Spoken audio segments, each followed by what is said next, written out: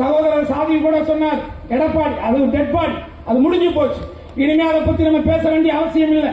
ஏன்னா அந்த கட்சி என்ன உருவாக்குனது எடப்பாடி எல்லாம் கிடையாது, எடப்பாடியோ டிடிவி எல்லாம் கிடையாது. என்னை உருவாக்குனது புரட்சி தலைவி அம்மா. அவங்க தான் என்ன சீட்டு கொடுத்தாங்க, நான் நின்று ஜெயிச்சேன்.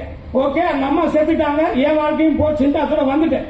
ஏன்னா அதுக்கப்புறம் இவங்க ஏதாவது செய்வாங்கன்னு பார்த்தேன், எதுவும் செய்யல. செய்வாங்கன்னா எனக்கு செய்வாங்களான்னு நினைச்சிடாதீங்க.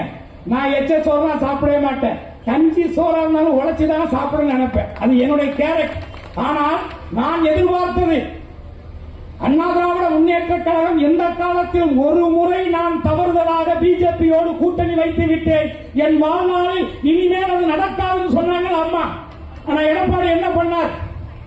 ஒட்டுமொத்தமாக அந்த 4 ஆண்டு கால ஆட்சியை வளர்த்துக் கொள்வதற்காக, தன்னுடைய வாரிசுகளுக்கான செல்வங்களை சொத்துக்களை ஆட்டைய போடுவதற்காக, தமிழகத்தை சுரண்டுவதற்காக, சுரண்டிய பணங்களிலே தன்னை சார்ந்த தன்னுடைய சமூகத்தாரை வளர்த்து விடுவதற்காக, அவர் சார்ந்த அந்த பகுதியிலே நலத்திட்டங்கள் என்கின்ற பெயரிலே, மேம்பாட்டு திட்டம் என்கிற பெயரிலே ஒவ்வொரு திட்டத்திலும் கோடி கணக்கிலே லஞ்சம் பெறுவதற்காக, தான் செய்த ஊழலை மறைப்பதற்காக ஒட்டுமொத்த தமிழகத்தினுடைய உரிமையை அடகு வைத்தவரானே அந்த டெட்பாடி எடப்பாடி.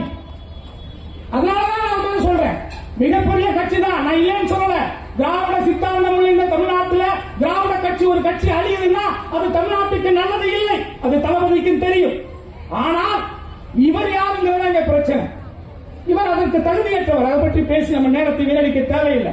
ஆனால் இதற்குள்ளே இந்த பலகீனமான நேரத்துக்குள்ளே தனித்தனியாக பிரிச்சு 4 மாடு ஒன்னா போனா ஒரு புலியோ சிங்கமோ வேட்டையாடாது, தனித்தனியா போனா வேட்டையாடும் சின்ன வயசுல ஒரு கதை சொல்லுவாங்களே, அந்த மாதிரி இந்த தமிழ்நாட்டுக்குள்ளே இந்த ஒரு கொள்கை ரீதியாக சமூக ரீதியாக மத நல்லிணக்கத்தோடு வாழக்கூடிய அந்த மக்களிடத்திலே உள்ளே புகுந்து ஓட்டுக்களை திருடுவது, எஸ்ஆர் போன்ற திட்டங்களை யோசிப்பது, இதன் மூலமாக உள்ளே புகுவதற்கு பிரித்தாளும் சூழ்ச்சியை இந்த பாசிச பாஜக செய்து கொண்டிருக்கிறது என்பதை நீங்கள் உணர வேண்டும்.